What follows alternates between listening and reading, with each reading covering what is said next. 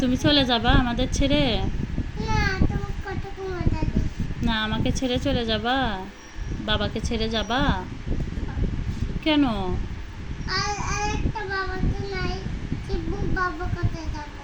শিবলু বাবার কাছে যাবা? তোমার দাদু বাড়ি যাবা?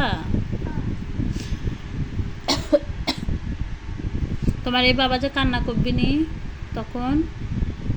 তোমার ওই বাবা তো কান্না করে না, তোমার এই বাবা যে কান্না করে তখন কি হবে নি?